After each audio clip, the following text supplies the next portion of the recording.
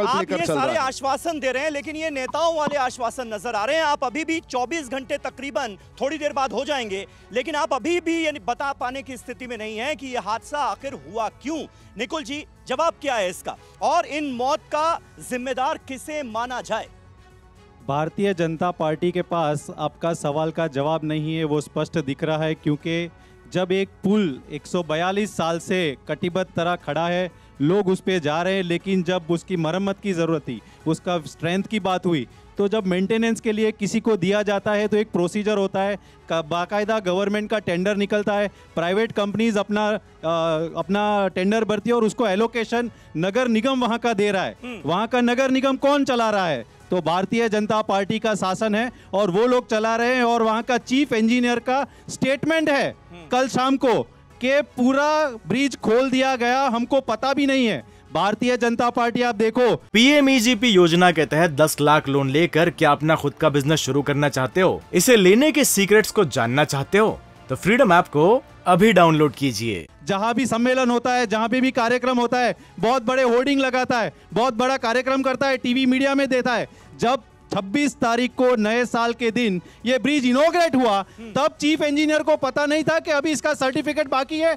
ये निष्फलता है भारतीय जनता पार्टी के नगर निगम के जो भी प्रमुख है उनकी, क्योंकि अल्टीमेटली जवाबदेही बनती है चुनाव में या कहीं पे भी प्रतिनिधियों की। जनप्रतिनिधि वहां के निष्क्रिय है, भारतीय जनता पार्टी की निष्क्रियता है, वहां के प्रशासन की निष्क्रियता है। और आज ये ब्रिज टूट गया, उसके बाद ये लोग बोल रहे हैं हम संवेदनशील है। बहुत दुख की बात है आज कि 140 लोग आज गुजरात के नहीं रहे।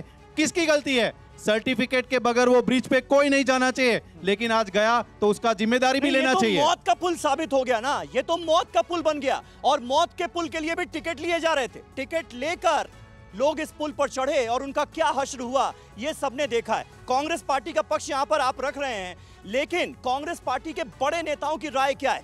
राहुल गांधी से जब यह सवाल पूछा गया तो उन्होंने साफ कह दिया कि मैं इस मुद्दे पर नहीं बोलूंगा क्योंकि मैं राजनीति करना नहीं चाहता। लेकिन दिग्विजय सिंह ने गुजरात के मुख्यमंत्री का इस्तीफा मांगा है, सुनिए। कल के इंसिडेंट में, मोरबी केबल ब्रिज इंसिडेंट में 134 लोग की मृत्यु के कौन जिम्मेदार है? आप किसको जिम्मेदार ठहराते हैं गुजरात में जो इंसिडेंट हुआ? I don't want to politicize this incident. People have died here. नहीं, गवर्नमेंट के द्वारा ये शो हुआ है और मैं तो कहता हूँ मुख्यमंत्री जी को और मंत्री जी को सबको इस्तीफा दे देना चाहिए। तो देखिए, ये कांग्रेस पार्टी के बड़े नेताओं की राय है। अब सत्येन जी देखिए, आप ये मानेंगे कि इस वक्त गवर्नमेंट पर बहुत जबरदस्त प्रेशर आ गया है इस हादसे के बाद।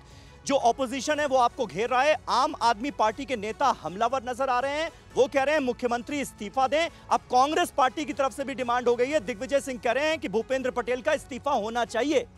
होगा इस्तीफा?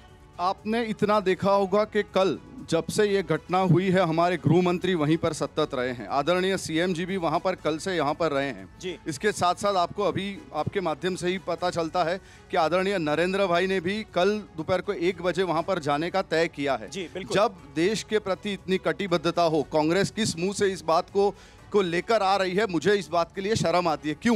क्योंकि आपको अगर यही चीज़, यही जगह का 1979 में मच्छू डैम जब टूटा था, तब कितने लोग गुजर गए थे? 25,000। तब किसकी सरकार थी? तब कांग्रेस की सरकार थी। उन्होंने क्या किया था, वो उनको अपने आप सवाल पूछना चाहिए। जब भोपाल में ट्रेजेडी हुई, भोपाल का जो कांड हुआ, मौत के आंकड़े पर भी सियासत होगी कि कांग्रेस की सरकार थी तो इतने लोग मरे थे, हमारी सरकार है तो देखिए इतने लोग मरे। मतलब इस पर भी कांग्रेस क्या कर रही है, भी सियासत होगी। सत्येन जी, आपको ठीक लग रहा है? नहीं, एक मिनट देना चाहिए सत्येन जी, आपको उसका सवाल उनको जवाब देना चाहिए, मैं ऐसा मानता हूं। आपको ये ठीक लग रहा है कि आप ये बता रहे हैं कि कांग्रेस की सरकार थी तब इतने मरे थे, हमारी सरकार में तो देखिए इतने ही मरे हैं? मैं सिर्फ कांग्रेस को, मैं कांग्रेस को ये बता रहा हूं, मैं कांग्रेस को ये बताना चाहता हूं कि उनकी जो संवेदना है वो सरासर लोगों के लिए नहीं है, ये सिर्फ इलेक्टोरल पॉलिटिक्स करना चाहते हैं। आम जनता की राय क्या है, जरा सुन लेते हैं। आप तो बीजेपी के समर्थक लग रहे हैं, क्या लग रहा है आपको? देखो, पहले क्या है कि ओरवा कंपनी को इसका रिनोवेशन के लिए दिया गया था। सब हमको पता है, जिम्मेदार किसे मानते हैं? बात सही है, उसमें प्रॉब्लम वही है कि जहाँ भीड़ लंबी होती थी, ज़्यादा हुई थी, उसी वजह से जो भी मैनेजमेंट उधर का जो भी कुछ है उसकी गलती है। उसी की वजह से ज़्यादा भीड़ होने के कारण ये हुआ। रिनोवेशन अभी हुआ था। बीजेपी के समर्थक हैं, आप कह रहे हैं कि सरकार की गलती नहीं है, ये कंपनी की गलती है। मैडम, आपको क्या लगता है? जो व्यवस्था में उनकी गलती है, सरकार की तो थोड़ी है ही, को उसको ध्यान देना चाहिए। पर ज़्यादातर तो है कि जो मैनेजमेंट नगर पालिका से है उनकी गलती ज़्यादा है। मतलब फिटनेस सर्टिफिकेट के बिना पुल को ओपन कर दिया गया आम लोगों के लिए, और तो ये जिम्मेदारी किसकी बनती है? वो सरकार की बनती है। ठीक है, सरकार की जिम्मेदारी बनती है। सत्येंद्र जी, ये सवाल देखिए बहुत अहम सवाल है। अब क्योंकि मैं मानता हूं कि गुजरात में क्योंकि इलेक्शंस होने वाले हैं, इसलिए जो आपकी ऑपोजिशन पार्टियां हैं वो इसका फायदा उठाने की कोशिश करेंगे, और वो कहीं ना कहीं नेताओं के बयानों में दिख भी रहा है। लेकिन फिर भी जो अहम सवाल हैं, आप ये कहकर पल्ला नहीं झाड़ सकते कि देखिए जी, जब 27 साल पहले 28 साल पहले कांग्रेस पार्टी की सरकार थी तो ये हुआ था।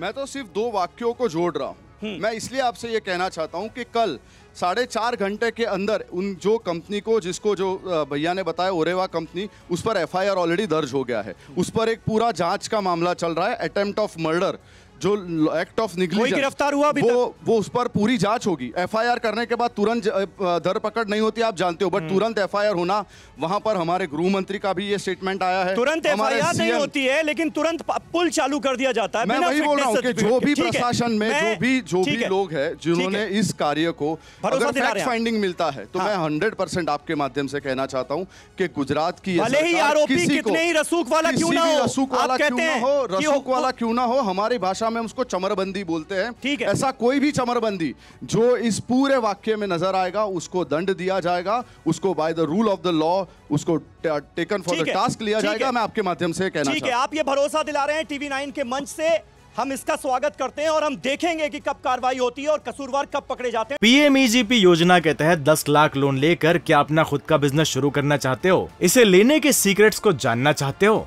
तो फ्रीडम ऐप को अभी डाउनलोड कीजिए।